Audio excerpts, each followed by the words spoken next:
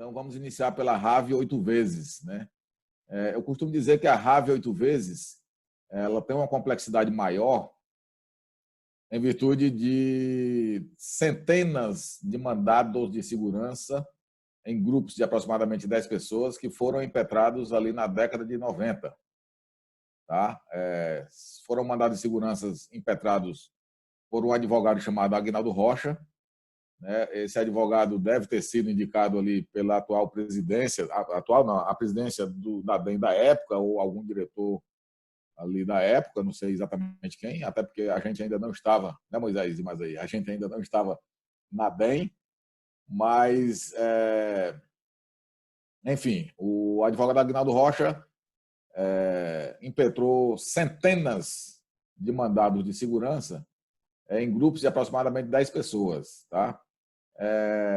Talvez ali por uma falta de habilidade desse advogado, essas ações elas não estavam logrando êxito perante o judiciário, de forma que estava se formando no STJ precedentes e já quase consolidando a ideia contrária, dentro do Poder Judiciário, contrária à tese da RAV 8 vezes, né?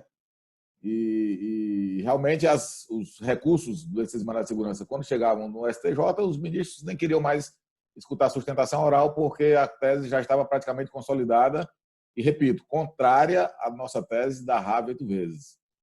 Foi quando a diretoria da ocasião decidiu convidar o doutor Nabor Bulhões e para que ele pudesse tentar reverter essa jurisprudência que já estava quase consolidada perante o STJ, né, Superior Tribunal de Justiça, e tentar salvar esse direito que sempre pareceu muito claro, muito bom, né, mas que, infelizmente, não estava sendo bem conduzido. Então, o advogado Aguinaldo Rocha subestabeleceu 20 mandados de segurança para que o doutor Bulhões tentasse reverter essa jurisprudência no STJ, e o trabalho foi exitoso, né? O doutor Nabor Bulhões conseguiu reverter a jurisprudência no STJ, eram apenas 20 mandados de segurança, ele voltou para casa. Os demais mandados de segurança que ainda estavam tramitando nas instâncias inferiores e que, evidentemente, passaram a chegar no STJ, mais uma vez o STJ, talvez ali pela assessoria que não atualizou a nova jurisprudência criada pelo advogado Nabor Bulhões, acabou dando outro revés e decidindo com a jurisprudência anterior, de forma que a questão começou a desandar novamente. Foi quando, já no final da década de 90, começo dos anos 2000, ali chamou-se novamente Dr. Bulhões, e na ocasião foi detectado que muita gente mesmo, não estaria incluída nessas centenas de mandados de segurança. E aí teve-se a ideia de propor uma ação ordinária coletiva em substituição processual, que é exatamente essa ação que nós estamos tratando agora. Tá? O direito da RAV 8 vezes, ele nasceu em fevereiro de 1995 e ele vai até julho de 1999. Porque, como a própria ação fala, é um direito incidente sobre a gratificação, né, RAV, retribuição adicional variável. Então, a partir de julho de 99, nós passamos a ser remunerados por vencimento base e GEDAT. Então, a RAV deixou de existir e entrou a GEDAT. Então, o nosso direito iria até julho de 99 e ele inicia, o direito em si, iniciou em fevereiro de 1995. De janeiro de 93 a janeiro de 95, o direito era RAV devida, que a grande maioria já recebeu, e eu tenho certeza que esse dinheiro está aplicado, guardado e rendendo muitos juros aí para vocês. Né? A partir de fevereiro de 95 entra a RAV 8 vezes e vai até julho de 99 pelos motivos que eu já expliquei. Na nossa ação coletiva em si, foi prescrito 1 ano. O nosso título executivo judicial, ele só contempla o espaço de tempo entre janeiro de 1996 a julho de 1999. Por que foi prescrito um ano? Porque, diferente dos mandados de segurança, a ação ordinária ela retroage até 5 anos a partir da sua propositura. A ação coletiva de raiva 8 vezes, ela foi proposta em janeiro de 2001, já com o advogado na Borbulhões. Então, quando você retroage 5 anos, vai dar exatamente em janeiro de 1996. Né?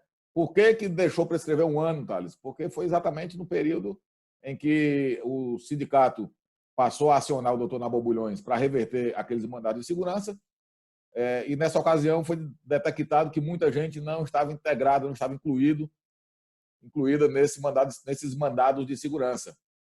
E aí foi quando teve a ideia de fazer uma ação coletiva ordinária, apenas em janeiro de 2001. Tá? Por isso, esse título executivo ele só contempla a partir de janeiro de 2001 até julho de 1999. O mandado de segurança, diferente da ação ordinária, e esse nosso título é fruto de uma ação ordinária, ele não retroage. Tá? Então, o direito daqueles mandados de segurança impetrados pelo advogado Aguinaldo, eles também vão até julho de 99, mas o início é a partir da propositura, da impetração, na verdade, de cada mandado de segurança. Então, se o advogado Aguinaldo impetrou um mandado de segurança em, vamos supor, junho de 1995, e ele ganhou aquele mandado de segurança, então o título executivo vai ser a partir da impetração, junho de 95, até julho de 99. Se ele, porventura, impetrou um mandado de segurança em 1997 e logrou êxito no seu mandado de segurança, o título executivo vai ser a partir de 1997 até julho de 99. Nessas ocasiões, se a pessoa já recebeu algum precatório de raiva 8 vezes de mandado de segurança impetrado após janeiro de 1996, como o mandado de segurança não retroage, nessa ação coletiva a gente ainda teria condições de executar o residual. Aquele período compreendido entre janeiro de 1996 até a data da impetração do mandado de segurança, que a pessoa já foi contemplada e já até recebeu esse valor. Tá? Então, isso ainda vai... Logicamente que a AGU ela vai detectar e vai apontar uma litispendência nesses mandados de segurança. Tá? Quando ela apontar essa litispendência, e ela já apontou, principalmente para quem tem cumprimento de sentença tramitando na 13ª Vara Federal de Brasília, e os filiados do Estado do Amazonas todos estão na 13ª Vara Federal de Brasília, os seus cumprimentos de sentença, ela já apontou para quem estava incluído em algum mandado de segurança uma litispendência com aquele mandado de segurança. Essa litispendência, a partir do próximo mês, a partir de julho, porque nesse momento todas as energias, tanto da própria vara, 13ª Vara, quanto dos próprios advogados e do sindicato, está direcionada para que a gente consiga expedir a maior quantidade possível de precatórios. Tá? O precatório ele é expedido, para quem não recorda, até o dia 1º de julho, para pagamento no ano seguinte, 2021. Então, a partir de julho, o escritório vai analisar cada um desses mandados de segurança, detectar se realmente ele trata de raiva 8 vezes, porque às vezes pode ser uma outra ação e a AGU se confundiu, né? Detectar qual foi, se foi de raiva 8 vezes, qual foi o desfecho dessa ação de raiva 8 vezes, né, desse mandado de segurança. Se for uma situação como a que eu exemplifiquei há pouco, de um mandado de segurança que, embora a pessoa já tenha recebido, mas ela recebeu de um período posterior ao período contemplado no nosso título executivo, a gente vai tentar demonstrar isso para a AGU, demonstrar que ainda existe uma parcela residual, e se ela concordar, ela vai abrir proposta para esse período residual e a pessoa vai aderir ou não a esse acordo. Tá? A gente tem que sempre lembrar, pessoal, que acordo é acordo, não é uma decisão judicial. Para ter acordo, as partes, autor e réu, têm que entrar em consenso. Então, para que a AGU faça qualquer proposta de acordo para quem já recebeu mandado de segurança nessa circunstância, ela tem que se convencer de que realmente existe um residual. Se ela não se convencer, ela não vai abrir proposta. Logicamente que se ela não abrir proposta, o escritório, o sindicato vai continuar na litigância desse valor residual. E aí vai depender, evidentemente, da decisão judicial. Tá certo? A pessoa não vai simplesmente ser abandonada, não. O fato de não ter proposta de acordo para aquela pessoa especificamente não significa dizer que ela simplesmente foi excluída do processo. Ela vai continuar na litigância e, logicamente, que vai depender de uma decisão judicial nesse sentido. Então, hoje, pessoal, para aqueles cumprimentos de sentença que estão tramitando na 13ª Vara, e os filiados do Estado do Amazonas estão na 13ª Vara, a 13ª Vara ela já detectou todas as pessoas que já estão, repito, que já estão com cumprimento de sentença em tramitação, ou que já estavam, né, porque recentemente foram propostos novos cumprimentos de sentença de pessoas que haviam enviado a procuração há pouco tempo, ou que enviaram só depois que o delegado sindical acionou recentemente.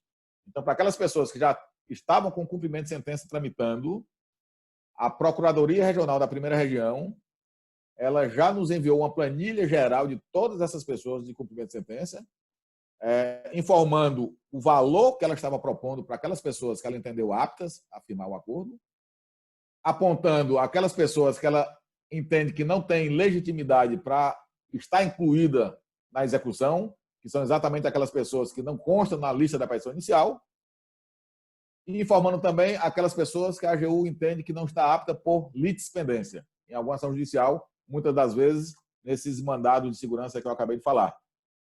Tá? Essas questões, para quem não estava na lista da inicial, eu receio dizer que a AGU não vai apresentar acordo. Não vai apresentar acordo. Então, os advogados terão que continuar na litigância e tentar superar esse obstáculo. É um obstáculo a mais. Tá? A gente vai tentar superar esse obstáculo, mas nada, repito, nada é garantido. A gente vai tentar, em virtude da jurisprudência do Supremo. Então, hoje a gente tem condições para aquelas pessoas que estão na 13ª Vara de dar essa informação. Por que está, por que não está, e qual é o motivo e qual é a ação lispendente.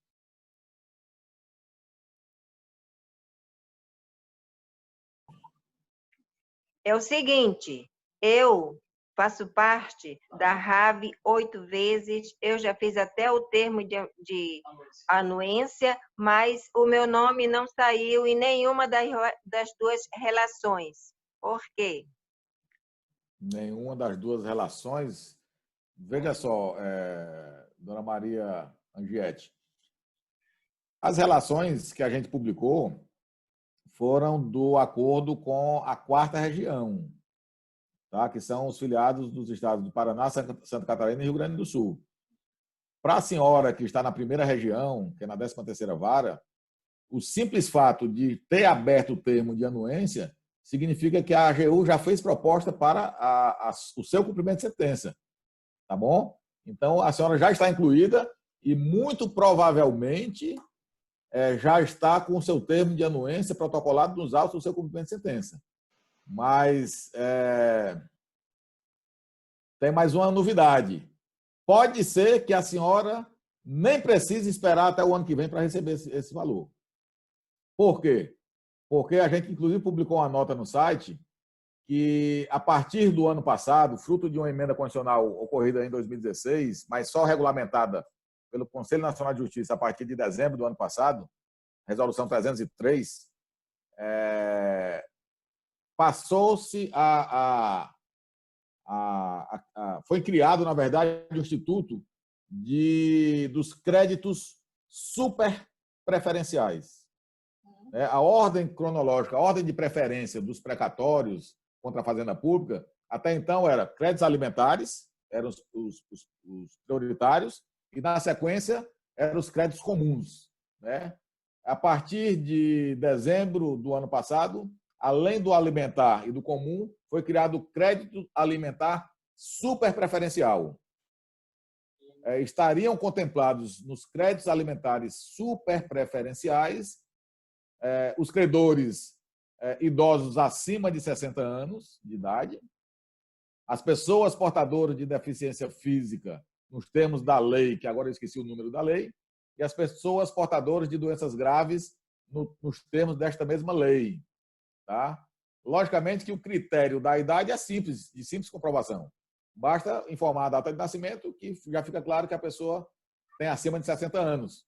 E o escritório da RAV 8 vezes, que é o Medeiros e Meregali, quando ele está juntando os termos individuais de acordo, ele já peticiona, se a pessoa tiver acima de 60 anos, para que seja expedido o crédito de natureza alimentar superpreferencial. Como é que funciona esse crédito, pessoal? Para as pessoas enquadradas nesses 3 critérios que eu acabei de citar, assim que a AGU, desculpa, assim que o juiz expede o precatório, informa isso para a AGU, o valor de até 180 salários mínimos deverão ser disponibilizados em, no máximo, 60 dias. O valor ele é muito parecido com o RPV. O RPV são 60 salários mínimos. A diferença entre o RPV e os superpreferenciais é que, se porventura o seu crédito no RPV superar 60 salários mínimos, e você, vamos supor, seu crédito foi 70 salários mínimos, e você tem pressa em receber esse valor, você pode abrir mão de 10 salários mínimos e receber os 60. Você recebe 60 dias. Se você não quiser abrir mão, você vai receber no ano seguinte. No superpreferencial, você não precisa abrir mão do que exceder o valor de 180 salários mínimos. Então, o regulamento prevê que a pessoa que tiver um crédito acima desse valor, ela pode expedir em 60, depositar o valor em 60 dias referente a 180 salários mínimos, e o valor que sobejar, né, a parcela que sobejar esse valor, entrará na fila do precatório do ano seguinte. Então, tudo indica que a senhora poderá vir a receber, eu não sei o valor da sua proposta, mas se for acima de 180 salários mínimos, poderá receber ainda em 2020 180 salários mínimos, e o que passar desse valor na fila do ano seguinte. Tá ok? Por que eu falo poderá e não digo que receberá com toda certeza? Porque, como se trata de um instituto novo, né, ainda inaugurando praticamente esse ano dentro do Poder Judiciário, a gente não sabe como é que os juízes têm tratado dessa questão, tá bom? Mas a lei nos garante esse direito e a gente, enquanto advogado, vai peticionar.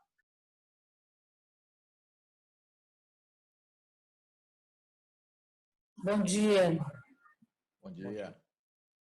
Meu nome é Vânia. Eu gostaria de saber, em relação a essa questão das doenças graves, se a LER, se ela está incluída nessa lista de doenças graves. Bom dia, Vânia. Vânia, eu teria que dar uma consultada na lei, tá? Mas a senhora pode, inclusive, enviar um e-mail para o jurídico@sindreceita.org.br, inclusive enviando digitalizado o atestado médico que confirma essa doença, para que a gente verifique se ela está incluída na lista de doenças consideradas pela lei e pela resolução, para fins de expedição de créditos superpreferenciais, tá?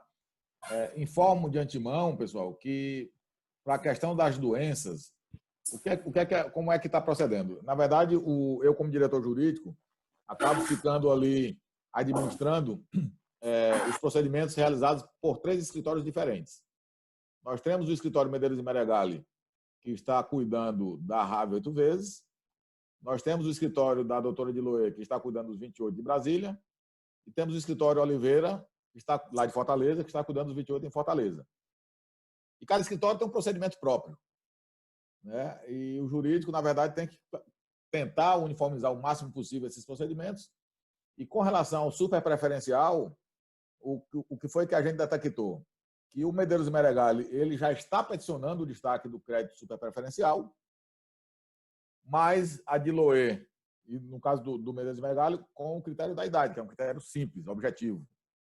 Agora, Diloé e Oliveira ainda não estão solicitando, quando protocolizam o termo de anuência, o destaque do superpreferencial.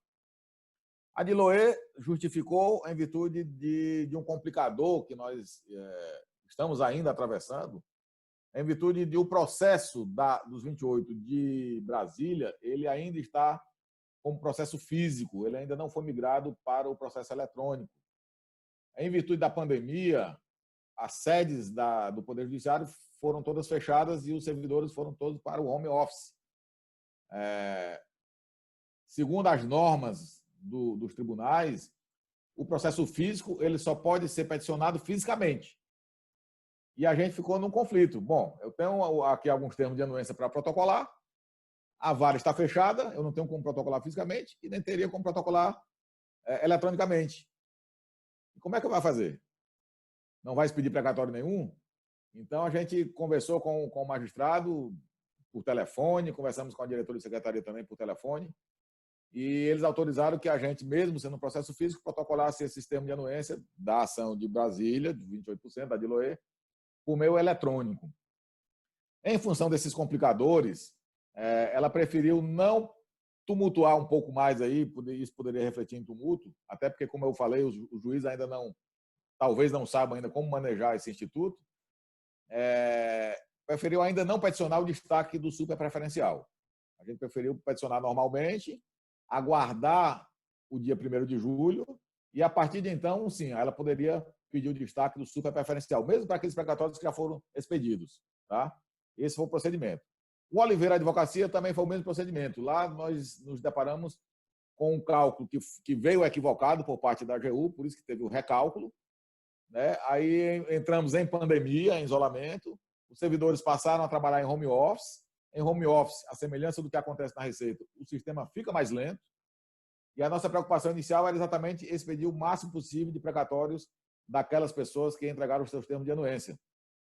E, em função disso, o escritório também preferiu, nesse momento, ainda não peticionar o destaque do superpreferencial. Né? Mas, a partir de julho, eu conversei com esses 2 escritórios, a gente vai peticionar esse destaque, iniciando pelo critério objetivo da idade. Com relação ao critério de doença ou deficiência, a partir do próximo mês, a gente vai alinhar o procedimento com os 3 escritórios e, assim que isso estiver alinhado, a gente informa em uma nota publicada no nosso site. Tá ok, dona Vânia? Mas, de antemão, a senhora já pode enviar esse atestado da sua doença, lá para o jurídico, para a gente primeiro verificar se ela está dentro do rol de doenças previstas na lei e, na sequência, verificar os procedimentos que os escritórios irão adotar com relação a isso. Tá ok? Ok, muito obrigada. Nada.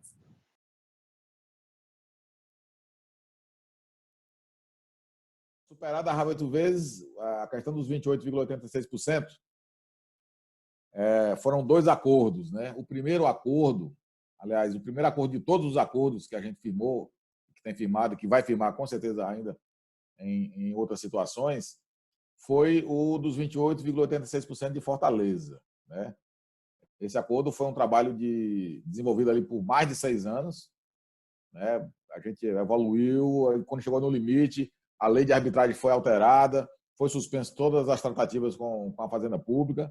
Aí, apenas no ano passado, foi reaberto essa situação, no ano atrasado, que digo, 2018, e a gente passou mais um ano negociando até firmar o acordo em junho de 2019, lá na Procuradoria Regional do Ceará.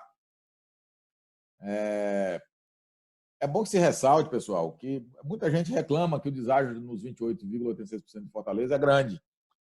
E realmente é.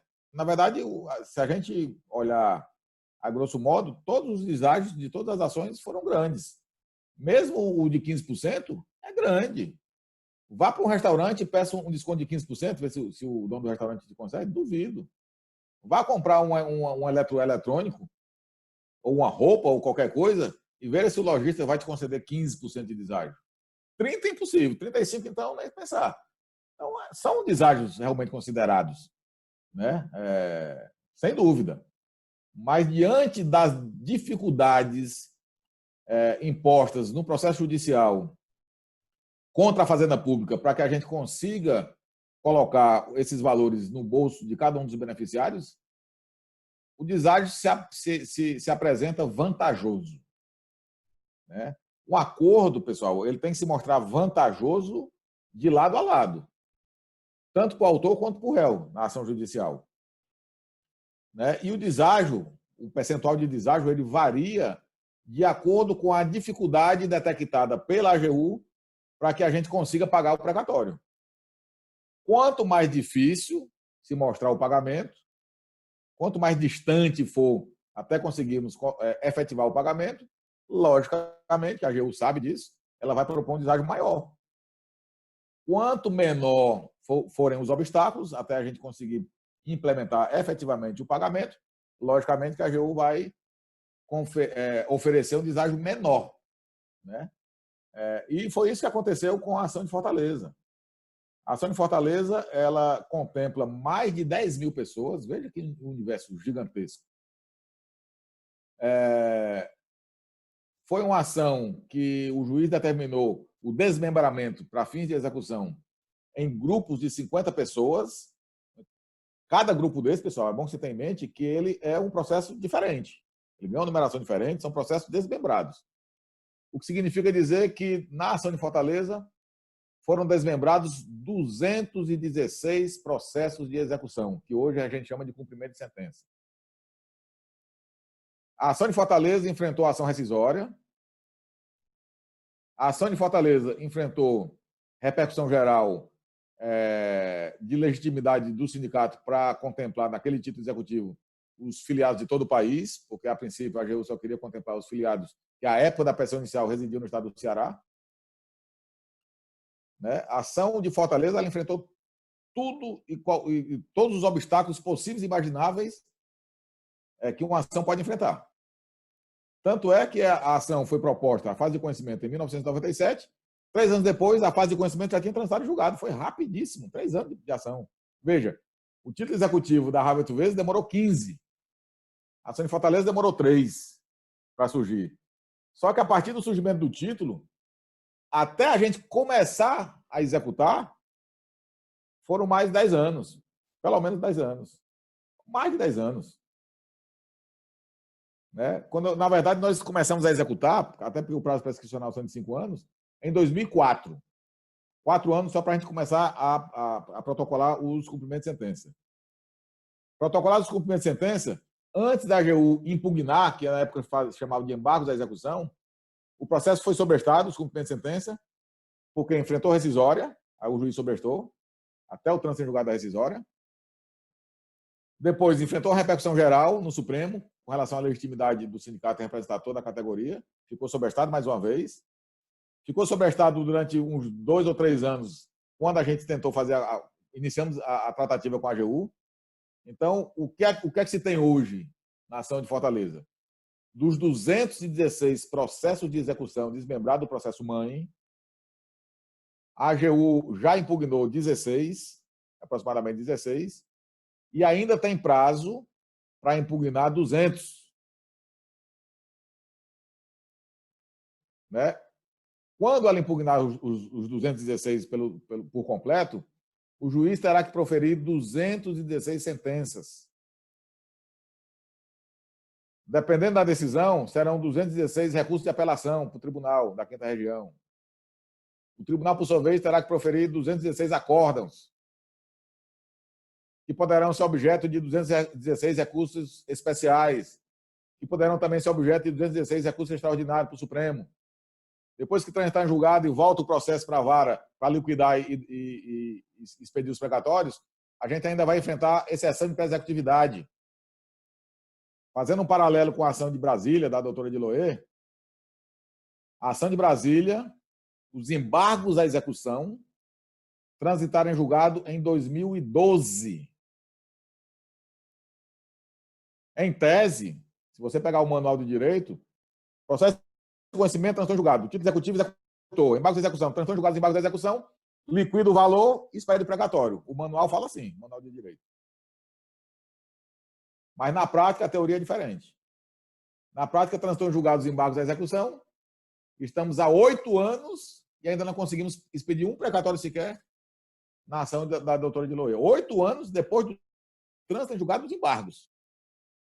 Não à toa que o acordo da Diloé foi uma proposta de 15%, lógico. Os obstáculos que a AGU ainda poderia colocar para fins de pagamento naquela ação, o campo de atuação diminuiu sobremaneira. Agora, compara isso com a ação de Fortaleza. A ação de Brasília, repito, os embargos da execução transitaram em julgado há 8 anos. Na ação de Fortaleza, os embargos da execução sequer tiveram sentença de primeira instância. Aliás, sequer foram todos impugnados. Ainda vão enfrentar 3 ou 4 instâncias. Depois que transitar em julgado, ainda vão enfrentar todos os obstáculos das exceções de pré-executividade à semelhança do que aconteceu em Brasília. Então, se você comparar as dificuldades da ação de Fortaleza e as dificuldades da ação de Brasília, o desastre de Brasília saiu até maior, proporcionalmente falando. Né? Então, não é à toa que a AGU chegou no seu limite, com um desastre de 35%, e ainda colocando ali uma correção monetária durante 8 anos, de 2009 a 2017, se eu não me engano, pela TR, em vez do IPCA. Isso também tem um impacto financeiro grande. Mas mesmo com esse alto deságio na ação de Fortaleza, eu ainda considero, pessoal, diante do cenário político e econômico do país, e diante de tudo que a gente tem visto e todos os riscos inerentes a todo esse cenário, eu ainda considero que vantajosa a adesão nesse acordo proposto na ação de Fortaleza. Com tudo que pode acontecer nesse processo, eu penso que é vantajoso. A questão do tempo conta muito.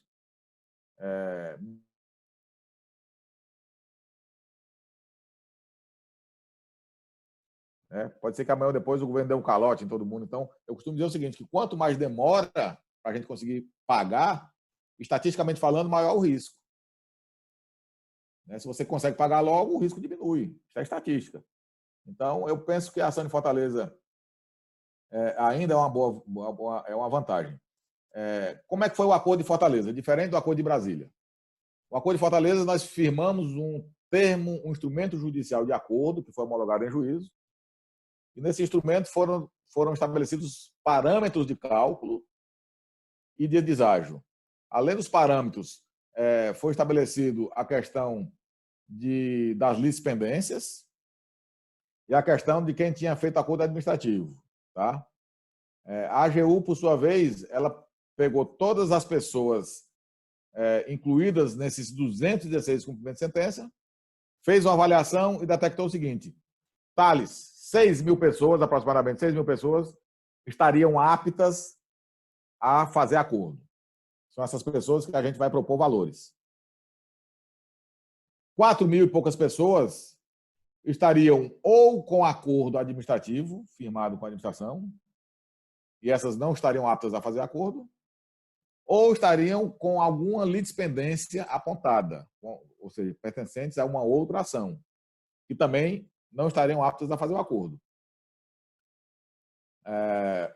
E aí firmou-se no acordo, com relação às litispendências, que as pessoas que estavam nessa situação, se fosse uma ação coletiva, essa ação litispendente, e ainda fosse possível, ela poderia optar em permanecer na ação do Cine Receita, mas ela teria que ser excluída da ação litispendente e teria que juntar nos autos do nosso processo uma certidão certificando que ela realmente foi excluída daquela outra ação, que não recebeu nenhum valor naquela outra ação, para que a AGU, diante desse documento, pudesse colocar essa pessoa na condição de apta e oferecer valores para ela. Da mesma forma, aquelas pessoas que foi apontada a acordo administrativo, se porventura for um erro da administração, ela traria uma certidão da administração, detectando que realmente foi um equívoco, que ela não fez acordo. Temos casos de pessoas que eram técnico de finanças e controle ou era do INSS, no começo ali entre 93 e 94, e a partir de 95 passou para o cargo de TTN, fez um acordo no cargo anterior, e aí a AGU aponta acordo administrativo. Mas se você pega uma certidão da Receita Federal, da DIGEP da Receita Federal, certificando categoricamente que você, no cargo de TTN, não realizou nenhum acordo administrativo, a AGU vai ter que abrir a proposta para você. Lógico que o teu prazo na ação nessa situação, em vez de ser de 93, né, o teu precatório, em vez de ser calculado de 93 a 99, mas seria calculado a partir do momento que você se tornou analista, de 95, vamos supor, até 99. Tá? E ela foi estabelecido nesse instrumento judicial de acordo, o prazo de 1 ano para resolver esses problemas, 1 ano contado a partir do edital de publicação do edital de convocação da Assembleia Geral Nacional Unificada de ratificação do acordo.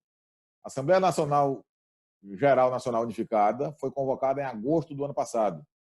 Significaria que até agosto desse ano a pessoa teria que resolver essa situação. Quando nós começamos, no segundo semestre do ano passado, logo depois da ratificação da Assembleia, a levar para a AGU esses documentos, tanto de lispendência como de acordo, etc., para que eles analisassem, eles falaram o seguinte: olha, a gente está direcionando nossa energia para realizar os cálculos dessas 6.000 pessoas que estão aptas. Se a gente a todo momento tiver que parar isso aqui para fazer essa análise desses documentos, a gente não vai conseguir calcular. Então, solicito que os senhores só tragam isso a partir de julho do próximo ano, porque foi o prazo que a gente expediu, realizou os cálculos, depois será o prazo que a gente vai ter que conferir os precatórios, para que só depois de julho a gente realmente tenha um tempo melhor para analisar esses documentos. Beleza. Mas a AGU, veja só, está no instrumento de acordo que o prazo é de 1 ano. O prazo de 1 ano vai terminar em agosto. Vocês não vão conseguir analisar isso em um mês, de julho a agosto. Então, vamos rever esse prazo. Foi revisto o prazo. Isso está registrado em ata de reunião, assinada pela Procuradoria, por mim e pelos advogados. E esse prazo foi prorrogado para 30 de março do próximo ano, 2021. Para que a pessoa apresentasse ou a exclusão daquela ação lispendente ou um documento que certificasse que não fez acordo. Tá? Uma outra situação que foi colocada foi o seguinte: para além da prorrogação, o instrumento diz que a pessoa terá que trazer uma certidão emitida pela vara daquela ação lispendente de que ela foi excluída. Ocorre que uma coisa é a pessoa protocolar o pedido de exclusão. Outra coisa é o juiz homologar aquela exclusão. O juiz não tem prazo. Então, se eu protocolo um pedido de exclusão de uma determinada ação, o juiz pode decidir em um dia, em um mês, ou passar 2 anos e não decidir, e não homologar. Eu não posso obrigar o juiz, né? Então, em virtude disso, ficou estabelecido o seguinte, que o prazo até dia 30 de março de 2021 seria para que a pessoa ou trouxesse já a certidão de exclusão, ou, no mínimo, um pedido protocolado naquela ação lispendente de exclusão. O pedido, ele não iria garantir, de imediato, que a pessoa fosse colocada na condição de apta. Ele iria garantir tão somente que a pessoa pudesse permanecer na ação, até que ela conseguisse a certidão, né, emitida pelo juiz. Porque no acordo está dizendo o seguinte: se nesse prazo você não trouxer uma certidão de exclusão ou uma comprovação de que você não está lispendente, você será automaticamente excluído do processo. Então, se você pediu, mas o juiz ainda não homologou, você prova que pediu. Vamos aguardar a homologação. Quando o juiz homologar, você traz, e aí, enquanto isso, você está garantido, a sua permanência está garantida no processo. Tá? Então, teremos até o março do próximo ano para resolver essa situação. Thales, o sindicato vai fazer isso pela gente? Não, pessoal, não vai. Resolver lispendência não tem condições do jurídico, da DAGE, resolver isso. Por que que não tem? Primeiro que são ações espalhadas em todo o território nacional. Ações antigas, então é muito complicado. Segundo, porque essa lispendência, na verdade, é fruto da conduta do próprio filiado. E ele que tem que resolver isso. Como assim, Thales? Porque essa lispendência ou é fruto de uma contratação que ele fez particularmente para um advogado fazer a ação de 28%, ele contratou um advogado pessoal particular para fazer essa ação, ou ele com um grupo de amigos, né, de analistas, na época TTN, ou é fruto de ele ser filiado a uma outra entidade sindical. Se ele, particularmente, contratou um advogado para fazer a ação, ele tem que resolver com o advogado dele. Não, o sindicato tem que se envolver nisso. Se ele, porventura, era filiado a uma outra entidade sindical e, por causa disso, ele está na ação dessa outra entidade sindical, então ele tem que procurar a entidade sindical dele. Vou citar um exemplo. Outro dia a gente recebeu um e-mail de uma auditora fiscal, brava toda, exigindo, veja só, ela era TTN e a partir de, acho que de 1998, sei lá quando, ela passou no concurso de auditor. O Sindifisco tem ação de 28, que tramita no estado de Alagoas, e a gente com essa ação lá de Fortaleza. E aí a AGU apontou litispendência, uma litispendência que não existe, porque a ação que a gente está executando para ela é até o período que ela era TTN. Se ela foi TTN até 98, a gente executou de 93 a 98. A partir de 98 é o outro processo do sindicato, que vai ser de 98 a 99. É outra ação. Então, são cargos diferentes, salários diferentes, períodos diferentes. Não há litispendência. E ela queria que o sindicato fosse resolver a litispendência dela lá na ação de Alagoas, pegar a certidão lá em Alagoas. Eu falei, ô minha linda, a ação é do Sindifisco, não é nossa. Então, você tem que procurar o seu sindicato para que o seu sindicato vá lá na ação, que é dele, colha essa certidão, informando essas informações, e você nos envia. Se fosse o contrário, e você fosse TTN e tivesse que resolver isso na ação nossa, aí sim eu resolveria, porque você foi filiada, a ação era nossa, não tinha problema. Eu ia pegar uma certidão da nossa ação lá em Fortaleza, informando que era um cargo diferente, um prazo diferente e um salário diferente, e forneceria para você juntar no processo de benefício. Mas o contrário, que tem que fazer é você, junto com a sua entidade sindical. Da mesma forma, se você é afiliado ou era afiliado ao Sindicef, ou Sindicep, ou sei lá o quê, procura o teu sindicato para resolver isso. Logicamente, pessoal, estou dizendo que não é incumbência nossa. A incumbência seria do beneficiário. Mas, logicamente, que tem muita gente, principalmente os mais idosos, que nem lembram que outorgou alguma procuração, ou que era afiliado, não lembra nem que era afiliado ou que entidade sindical. E, assim, para contribuir com esse pessoal, deixar muito claro isso, por mera liberalidade, alguns delegados sindicais têm contratado um advogado para auxiliar essas pessoas junto a esses processos de litispendência. Mas, repito, pessoal, não é obrigação. É uma liberalidade daquele delegado sindical do Sindi Receita. Eu tenho notícia de advogado contratado, inclusive eu fiz uma videoconferência com ele para proferir algumas orientações sobre isso, pelo delegado sindical de Brasília, pelo delegado sindical, pelos sedes, na verdade, da Bahia.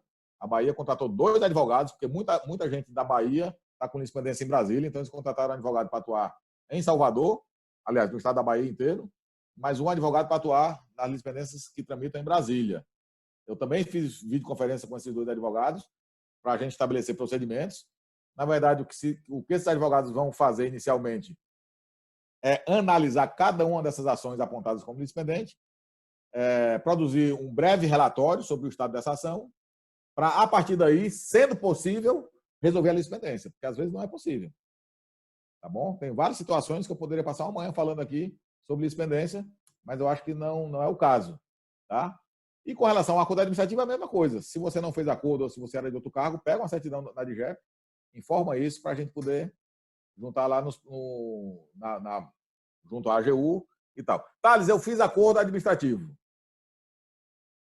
Recebi só sobre o vencimento base, recebi lá R$5.000. Eu posso receber na ação do Sindi Receita uma coisa certa. A AGU não vai te oferecer acordo.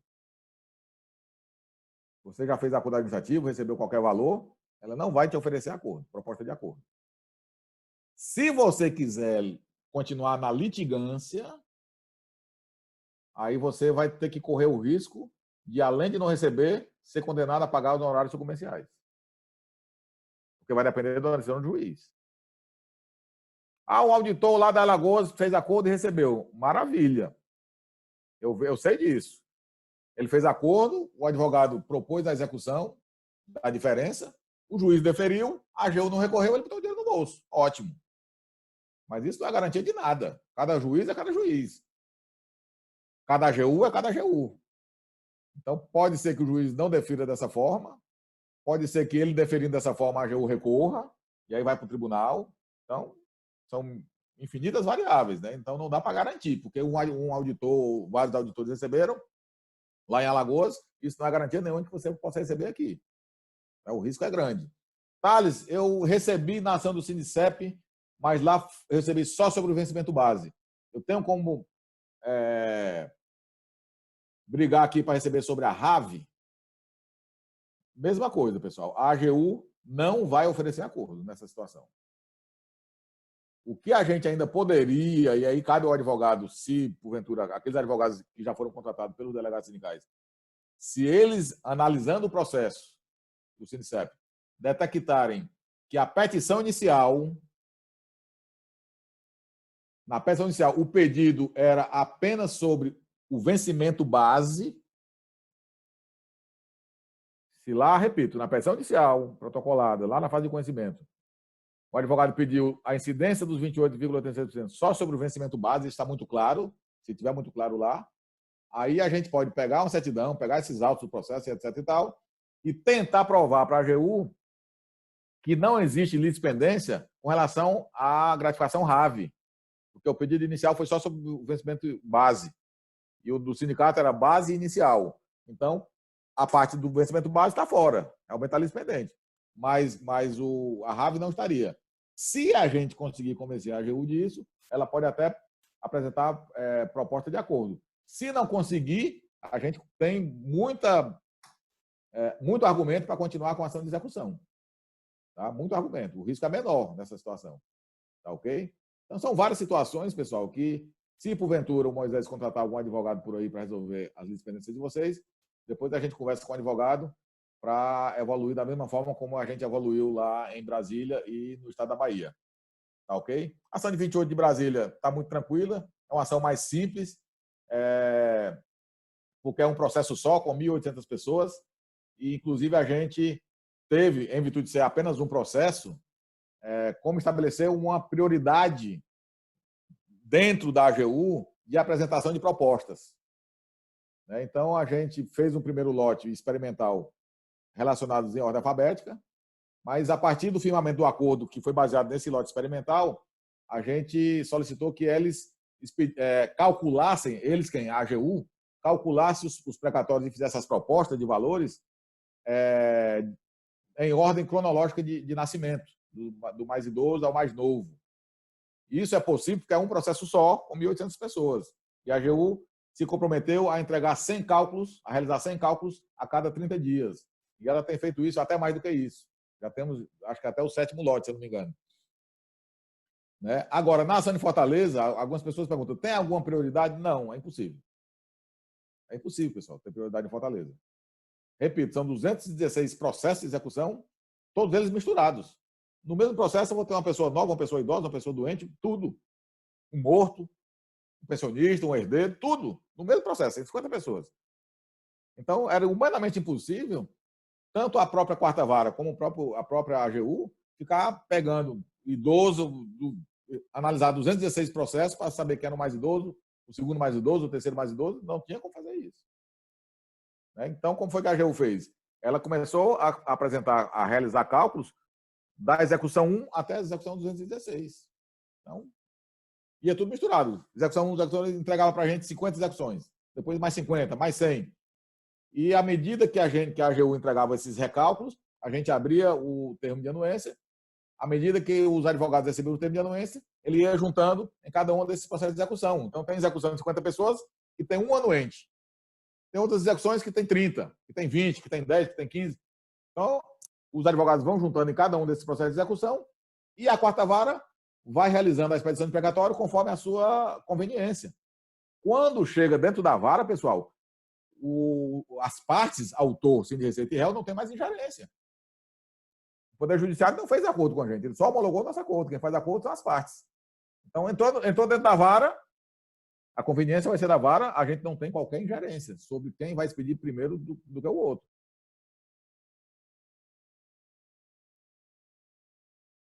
A todos aí. Thales, eu vou só fazer um questionamento aqui, mas eu acho que algumas coisas já foram respondidas aí pontualmente, inclusive algumas do Moisés aí. Tão logo você teve aquela reunião presencial com a gente aqui, eu encaminhei em seguida o termo de anuência. Beleza. Aí passou o tempo, aí veio veio o aviso, né, que seria recalculado. E aí quando veio os valores, veio um valor recalculado e veio um deságio. Aí eu verifiquei que era esse deságio em torno de mais de 45%. Aí eu estranhei, falei, poxa, eu mandei um questionamento. Antes que viesse esse questionamento, aí apareceu lá um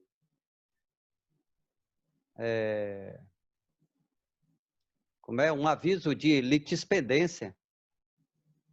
Aí eu mandei outro questionamento, né? Outro questionamento para o Sindirreceita, para o jurídico, com esses 2 pontos, do recálculo, que eu achei esse deságio muito alto, né? Mais de 45%, e o outro ponto é essa litispendência, que eu sempre segui as orientações do Sindirreceita e eu não me lembro de ter feito nenhum acordo. Talvez você já tenha respondido que seja aquela questão da mudança do cargo lá, eu não tenho bem certeza disso. Eu só queria que você fizesse aí uma... E o jurídico do Sindirreceita reencaminhou esse meu questionamento para o escritório. E até agora eu não tive resposta, não sei se já apareceu no meu notes, eu estou em férias e eu não tenho essa resposta ainda. Só queria que você desse assim, só uma luz aí para mim. Tá. Ok? Ok, Só isso. João Luiz, eu fiquei só numa dúvida, João Luiz. Não feche seu microfone agora, não, por favor. Atualmente, na área restrita, está aparecendo valor e termo de anuência aberto, ou está aparecendo acordo administrativo ou litispendência? O que é que está aparecendo hoje? Você sabe informar, não? Não, hoje eu estou, como eu disse, eu estou em férias, então só na outra semana estarei retornando. Certo. Então, não sei se já mudou alguma coisa, mas essa mudança entre o valor que apareceu com o deságio e, em seguida, apareceu uma litispendência, foi em torno de 3 dias depois apareceu litispendência. Tá, então a tua última informação não tinha mais valor, não tinha mais termo de anuência aberto. Alô?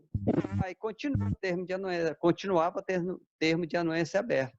E eu já havia enviado o termo de anuência. Não, assim, tem alguma coisa equivocada, porque quando a gente alimenta com a informação de litispendência ou de acordo administrativo, são 2 coisas diferentes, a gente fecha o termo de anuência.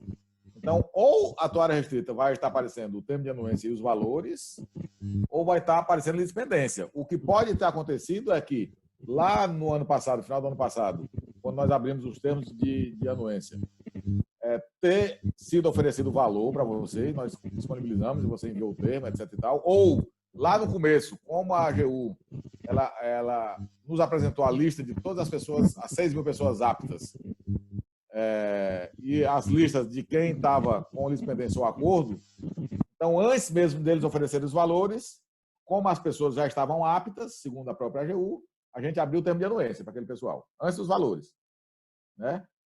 Aí ela apresentou os cálculos, depois, aí quando apresentou os cálculos, os termos de anuência passaram a aparecer com os valores. E aí ela fez o recálculo, e no recálculo pode ser que ela tenha detectado uma litispendência ou um acordo administrativo. Se ela fez isso, a última informação que consta na área restrita não tem mais valor, e nem tem mais termo de anuência aberto. Então a gente tem que ver assim, hoje, como é que está lá, né? Se está como acordo ou litispendência ou se tem termo de anuência aberto. Com relação, se tiver termo de acordo ou litispendência, a gente vai ter que verificar a solução dessa história. Porque pode sim ter acontecido isso. Nós detectamos que a AGU, em princípio, para algumas poucas pessoas, ela apresentou ela como apta a fazer o acordo, e no recálculo ela apresentou algum problema relacionado à litispendência ou acordo. Então, hoje a gente tem que ver, porque ou está uma situação ou está outra. Né? Pode ter acontecido realmente, você ter enviado o termo de anuência e agora a AGU ter detectado alguma situação de litispendência ou acordo. Aí a gente realmente vai ter que detectar. Eu peço que você encaminhe esse e-mail para o Moisés me encaminhar, Moisés, para mim verificar exatamente, aí informando teu CPF direitinho, para mim exatamente como é que está a tua situação, tá bom? Eu vou tratar disso pessoalmente, tá? Agora, com relação ao deságio, pessoal, de 45%, de 50%, de 54%, etc., veja só, pessoal. quando a gente colocou, até a título de transparência, quando nós informamos os valores propostos na ação de Fortaleza, nós informamos o seguinte: valor sem deságio, X mil reais, 300 mil reais, vamos supor. Valor com deságio, 150 mil. Aí a pessoa, peraí, mas o deságio é de 35 ou é de 50? Aí é aquilo que eu falo, pessoal. O deságio é de 35 com o valor calculado de acordo com os parâmetros constantes no instrumento de acordo judicial homologado pelo juiz e firmado entre o sindicato e a AGU. Então, os parâmetros de acordo consta, além do deságio, uma correção monetária de 2009 a 2017 pela TR. Certo? Então, eu vou ter o parâmetro, correção monetária nesse período pela TR, fechou o valor, aplica mais 35%. Aí tem aquele valor lá que a gente apresenta, que é o valor proposto pela AGU. O valor que a gente coloca lá sem deságio é um valor que o Cine Receita vai perseguir para quem não aderir ao acordo. O valor que o Cine Receita vai perseguir, ele não vai ter TR em período algum na correção monetária, ele vai ter IPCA. Ele vai ser o IPCA direto, que é um valor muito maior, que é isso que eu falei. A TR, ele impacta sim no valor total. Logicamente que eu não vou, se você não aderiu ao acordo, o sindicato não vai perseguir um valor com correção pela TR, vai perseguir um valor com correção pela IPCA. Então, aquele valor ali não é um valor que efetivamente você vai receber se você não aderiu ao acordo. Aquele valor ali é um valor que a gente vai perseguir. Pode ser que a gente consiga pagar aquele valor, pode ser que não consiga pagar aquele valor. Pode ser porque eu vou depender da decisão do juiz. A AGU vai colocar as objeções para aquele valor que nós executamos e quem vai decidir é o juiz. O juiz pode decidir que a gente está certo, pode decidir que a AGU está certo, ou pode decidir no meu termo. E se, porventura, ele decidir que a AGU está certa, num valor menor do que aquele, você não vai receber aquele valor todo, vai receber um valor menor, ainda vai pagar honorário de sucumbência porque teve um excesso de execução, vai diminuir mais ainda, e pode ser que você chegue muito perto do valor que está sendo proposto. Tá? Então, o deságio de 35%, repito, é sobre o cálculo realizado de acordo com os parâmetros constantes no instrumento de acordo. Onde é que tem isso, Thales? Na área restrita, se você detectar o material que acompanhou o edital de convocação da AGNU de ratificação desse acordo, dentre os vários materiais que foram colocados ali dentro, existe um instrumento judicial de acordo. Então, lá você vai ver os parâmetros de realização dos cálculos. Então, é sobre aqueles parâmetros que a AGU coloca o deságio de 35%. O valor que a gente coloca cheio é os parâmetros que o sindicato vai correr atrás. Se você vai receber aquilo ou não, é outra história. Vai depender do juiz. E quando vai receber também é outra história. Entendeu?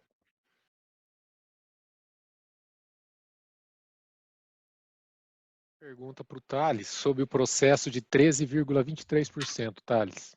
A pessoa gostaria de... Pode continuar. Acho que vale para todo mundo. Sobrestado em virtude de uma decisão liminar na ação rescisória. Temos que esperar a solução da ação rescisória para dar continuidade nos 13,23.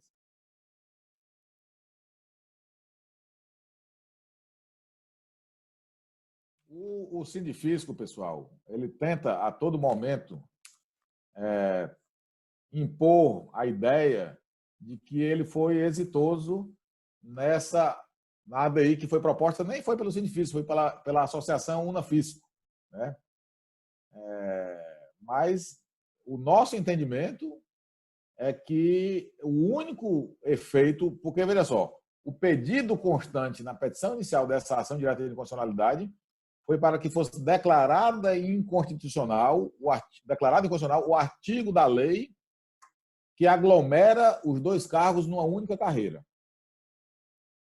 Que, sendo declarado aquele dispositivo inconstitucional, o analista fosse retirado dessa carreira e fosse colocado, sabe Deus onde. Né?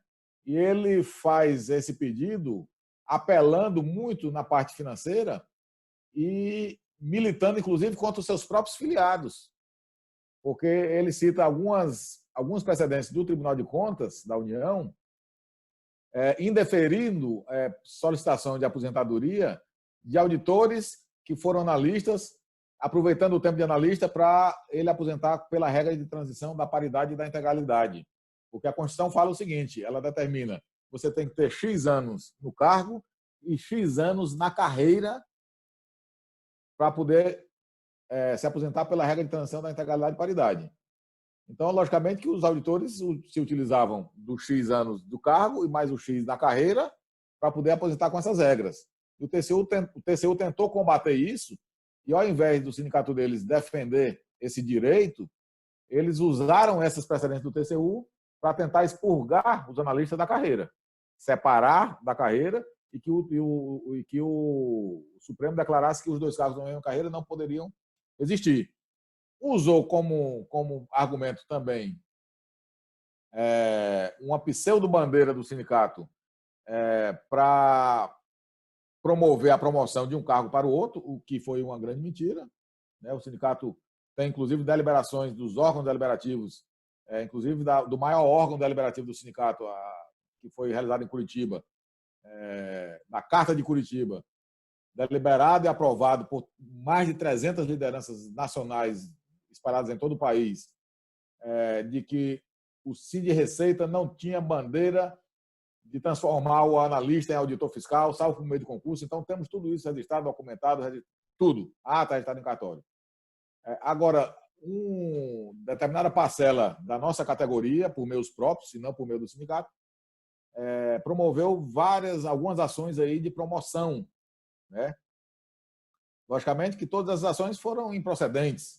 E o Sindicato também se utilizou desse argumento para colocar a impressão no Supremo de um pseudo risco de insegurança jurídica, de que eventualmente algum juiz poderia conferir esse direito, que isso iria impactar nos cofres públicos, etc, etc, etc. E aí, qual foi a decisão do TCU, do Supremo? O Supremo ele julgou, ele não acolheu o pedido formulado pela Unafisco, ele fez uma interpretação conforme a Constituição, apenas no sentido de dizer o seguinte: não há nada de inconstitucional que 2 ou mais cargos permaneçam na mesma carreira. Aquele dispositivo ele permanece constitucional. Contanto, para evitar que um cargo possa ser promovido para outro, e aí eu acho que o Supremo errou, mas isso não vai impactar para o analista, sim para o auditor. Ou também ele não poderia aproveitar o tempo de um cargo, mesmo que fosse na mesma carreira, para fins de aposentar pela regra de transição da paridade e integralidade. Foi isso que o Supremo decidiu. Inclusive, a Unafisco, quando fez esse pedido, ele pediu efeitos ex nunc, ou seja, para frente, preservando os direitos adquiridos. O Supremo não modulou a decisão que impedia o auditor, ex-analista, aproveitar o tempo de analista para fins dessa regra de transição. Ele disse que não poderia e não modulou os efeitos para frente, o que causou para o Sindifisco um grande problema. Porque muitos auditores recém-aposentados ex-analistas, aproveitaram o tempo de analista para aposentar pela regra de transição. E certamente isso aí, e ele não retroagiu. A Unafisco, a associação que poderia ter proposto ali pelo menos os embargos de declaração para tentar modular essa decisão, também não o fez. O processo transitou em julgado. E o único efeito que o Sindreceita entende nesse julgamento da Lei 5391 são 3. Deixa eu me lembrar aqui como foi que eu coloquei. Inclusive está na nota que eu publiquei recentemente. Primeiro, a ampliação dos legitimados para a propositura de ação direta de inconstitucionalidade. Por que a gente entende esse efeito? Porque a própria Unafisco, ela, há um tempo atrás, propôs uma ação direta de inconstitucionalidade e o Supremo, por 6 votos a 5, decidiu que a associação não seria legítima para propor ação direta de inconstitucionalidade.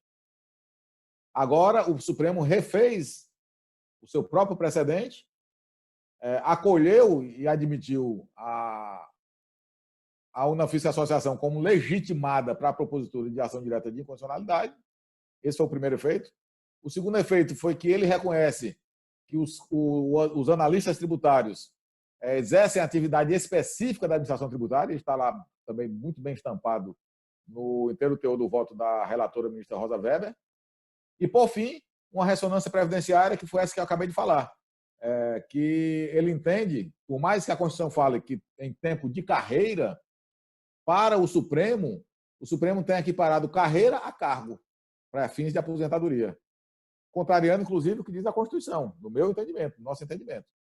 Então, esses foram os efeitos práticos. Tá? Recentemente, até colocamos uma nota ontem no site, eu sugiro até que vocês leiam a nota e abram, inclusive, o e-mail que eu passei para a autora da nota, uma nota no site da Revista Consultor Jurídico, revista eletrônica, muito bem conceituada, e essa nota de uma autora chamada Fernanda Valente informou inicialmente que o Supremo teria acolhido o pedido da Unafisco e que aquele dispositivo que aglomerava os dois cargos numa mesma carreira teria causado problemas de convívio interno dentro do fisco, de convivência interna dentro do fisco, e entre outras irregularidades que constam na nota, né? De pronto, eu enviei um e-mail para ela, pedindo para que ela ajustasse aquela nota, primeiro porque o pedido não foi acolhido. O Supremo fez uma interpretação conforme, não foi o pedido que... Ela não acatou o pedido acolhido. E segundo, que não foi aquela Lei 11.457 que aglomerou os dois cargos na mesma carreira. Os dois cargos sempre foram pertencentes a uma mesma carreira desde o seu nascedor, em 1985. Ainda na carreira da carreira do Tesouro Nacional. Então, os cargos não foram agrupados naquela Lei 11.457. Eles sempre foram agrupados na mesma carreira. E que, se existe problema de convívio interno dentro do fisco, não é em virtude dos dois cargos pertencerem à mesma carreira, e sim em virtude de uma regulamentação que defina de forma clara e com segurança jurídica do campo de atuação e das atribuições de cada um dos cargos. É isso que tem causado conflito.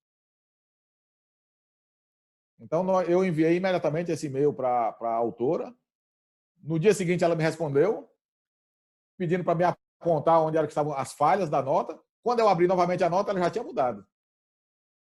Como ela me deu o telefone, eu liguei para ela e conversei. Digo, doutora, a senhora já mudou a nota, né? Pois é, já mudei. Né? Eu digo, ótimo, já melhorou muito. Mas então faça o seguinte, já que você me permitiu colocar uma aspa do Sim de Receita, na qualidade de amicus curiae dessa ADI, coloca essa aspa, então tem lá uma aspa nossa, né?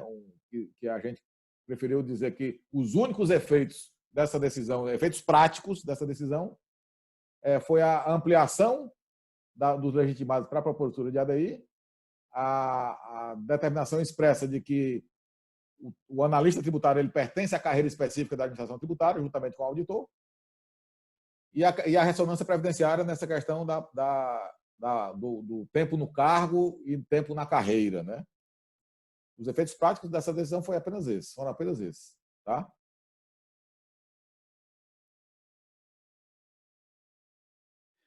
Tem uma doença, eu quero preferência, eu tenho direito à preferência. Ok, bacana.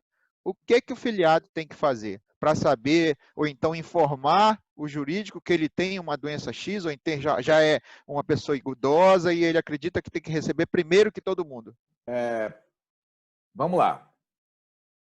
Para quem tem termo de anuência abertos, veja só, na própria RAV 8 vezes, existe uma diferença. Foi o que aconteceu. De todos os cumprimentos de sentença protocolada na 13ª vara, RAV 8 vezes. A AGU já falou, tem valores para essas pessoas, para essas aqui não tem valor porque está lhes pendente ou porque não é legítimo, não está na inicial. Então, já sei tudo. Para essas pessoas, a partir do momento que eles enviam um termo de anuência, o advogado já tem pedido o destaque do super preferencial. Isso, é isso aqui. Tá bom? Agora, se a vara, a 13ª vara, vai expedir primeiro o do idoso ou primeiro do mais novo, a gente não tem ingerência. Né? Se for lá na ação de Brasília, 28%, as propostas têm sido do mais idoso ao mais novo, as propostas que vêm da AGU, porque a gente solicitou isso. A partir do momento que chega o termo de anuência e que a gente junta na 8ª vara, Como é que a vara vai expedir isso, também não tem como a gente garantir. Porque vai ser da conveniência da própria vara. Repito, o acordo é feito entre autor e réu. O juiz não faz acordo. Vara do Poder Judiciário não faz acordo. Ele, no máximo, homologa aquele acordo que foi feito. Outro dia, um filiado perguntou assim: o acordo deveria obrigar o precatório a ser expedido e pago no ano que vem. Peraí, quem expede precatório? É o Cine Receita? Não. É a AGU? Muito menos. É o juiz não faz acordo. Então, não tem como obrigar. Então, do ponto de vista do filiado, ele precisa entrar em contato com o jurídico para dizer, olha, eu tenho o direito de receber primeiro. Aí sim o jurídico vai explicar a real situação. Ele pode fazer isso. A gente vai explicar exatamente isso que eu estou explicando, né? Tá, beleza. Agora, se for o critério da idade, Moisés, aquilo que eu falei, na ação das 8 vezes o advogado já está pedindo o destaque do superpreferencial, e nas do 28% a gente só vai pedir isso a partir de julho, tá? Aquilo que já tem termo de anuência entregue, homologado e tal. Então, assim, a gente vai pedir o destaque do superpreferencial. Agora, assim, por mais que eu peça que a vara expeça primeiro aquele precatório do que outros, se a gente começar a pedir dessa forma, a gente vai atrasar não só o dele, como de todo mundo. Porque é aquilo que eu falo, dentro da ação de Fortaleza, são 216 processos. Cada processo tem 12 novos. Doentes são morto, herdeiro, tudo. 50 pessoas pode ter de tudo. Então, imagine, são 216 grupos de 50. Se eu começo a atravessar, esse aqui é idoso ou é doente, merece ser expedido primeiro, na execução número 1. Depois eu atravesso outro pedido de um cara que está na execução 216. Depois mais um na 200, 180 e tal. A pessoa da vara vai ficar correndo de um processo para o outro, ele vai retardar todo mundo. Então, não tem como a gente pedir, lá no processo de Fortaleza, que a vara, a 13ª vara, expeça primeiro do idoso ou do doente. Ele não vai pedir isso, porque vai retardar tudo, vai tumultuar o processo. Cada petição que se atravessa é um tumulto processual que se causa, a gente evita peticionar muito nos autos, né? Então, a vara vai, a 4ª vara do Ceará, ela vai expedir conforme a conveniência por processo. Ela vai pegar a execução número 50. Eu tenho 30 termos de anuência. Vou fazer logo a execução 50, tem 30 termos, é uma execução só. Ela entra no processo de execução, faz os 30 termos, pega os 30 termos de anuência e expede precatório no sistema. Depois ela vê. Essa execução aqui tem quanto? Só tem um, não. Isso aqui eu vou deixar para depois. Vou pegar a outra ali que tem mais. Isso aí vai ser na conveniência do servidor. Outra pergunta que me fazem muito aqui, nossos aposentados, sai a lista, seja de qual ação for, e eles não encontram o nome. Tá? O que ele tem que fazer? A lista, a gente tem colocado, seja na ação dos 28, só tem lista, pessoal, em duas situações. Ou é na ação de 28 de Brasília, ou é na ação de raiva 8 vezes da 4ª região. 4ª região do tribunal, não é da Receita, não. Porque quem está na raiva 8 vezes na 1ª região, que é na 13ª vara, a gente não publicou a lista. Nem me lembro se publicou. Mas na ação dos 28 de Fortaleza, a gente vai publicando lista, foi publicando lista conforme ia apresentando os recálculos, né? Pode ser que a lista tenha algum erro. A forma mais adequada de ele saber se tem termo de anuência aberto para ele é entrar na área restrita, clicar lá no termo de anuência e ver quais as ações têm termo de anuência para ele. É a forma mais adequada. E para ele saber se ele está na ação, porque às vezes a pessoa não sabe. Bom, se tiver termo de anuência para ele, ou se tiver alguma informação de lispendência ou de acordo administrativo, ele está na ação. Okay. Se não tiver nada de termo de anuência, aí, no caso da raiva devida, da raiva 8 vezes, desculpa, se não, aí no termo de anuência não aparece nada, eu estou nessa ação, aí ele vai no outro link, que é o link das procurações. Para saber se tem procuração de raiva 8 vezes aberta, e ele não mandou procuração até hoje. Porque se ele não mandou procuração, como eu falei, se ele não mandou procuração, não tem cumprimento de sentença. Logicamente, não vai ter termo de anuência. Aí ele teria que primeiro enviar a procuração para o advogado propor agora, só agora, o cumprimento de sentença, para, na sequência, a AGU propor valor de acordo para ele. Tá, beleza. Então, a melhor forma é ir na área restrita e consultar ou procurações ou termo de anuência. Acho que é a última aqui. Eu olhei meu valor do acordo, saiu lá o valor, e ele é bem menor que o valor do acordo que foi dado para um colega meu. Eu quero saber por quê. Bom, o que eu posso falar em relação a 28%, os valores eles variam bastante de pessoa para pessoa, a depender das rubricas. Tá? Ele vai depender da quantidade de anuênios, pode ser que ele já tivesse anuênio vindo de outro cargo, ele vai depender da quantidade de DAS, de FG que ele recebeu na sua trajetória, né, funcional. Então, o cálculo dos 28 é um cálculo extremamente complexo. Tão complexo, que, para vocês terem ideia, dos 6 mil aptos que a AGU apresentou cálculos e que o nosso contador conferiu, vocês sabem quantos cálculos deram exatos com o da AGU? Nenhum. A gente fez um corte de diferença de R$ 2.500. Aquele valor que, vindo da AGU, comparado com o valor do nosso contador, está acima de R$ 2.500 menor, a gente separa ele ali, vê, aí vai procurar para o nosso contador, para ele apontar onde é que está o erro, para ele apontando o erro, a gente enviar para a AGU. E a AGU erra de lado a lado, viu, pessoal? A gente tem muito cálculo que da AGU é maior do que o nosso. Nesse caso, a gente fica calado. Isso é verdade. Então, a melhor coisa que ele tem que fazer é entrar em contato com o jurídico, né, para saber qual é a situação dele. Ele pode entrar em contato com o jurídico, inclusive pode pedir a planilha de cálculo dele, para ele avaliar. Pode pedir a planilha de cálculo. Quando é da RAV 8 vezes, que é um cálculo mais simples, o que pode acontecer é a pessoa já ter recebido alguma rubrica fruto de mandado de segurança de RAV 8 vezes. Acontece muito isso. E aí ele fica alguns meses, como ele já recebeu alguns meses nesse mandado de segurança liminar que foi concedido há um tempo atrás, ele vai ficar alguns meses excluído do cálculo. Vamos supor que ele teve um liminar de mandado de segurança e recebeu durante 5 meses. Nesse cálculo agora, ele vai ter o período todo menos 5 meses. E às vezes ele entrou no mesmo dia que a pessoa, do colega dele do lado, e o cálculo dele é menor. Isso é uma das situações. Mas também ele pode entrar em contato com o nosso jurídico. No caso da RAV 8 vezes, a gente vai encaminhar para o Medeiros e Meregali, e o Medeiros e Meregali vai proferir as explicações.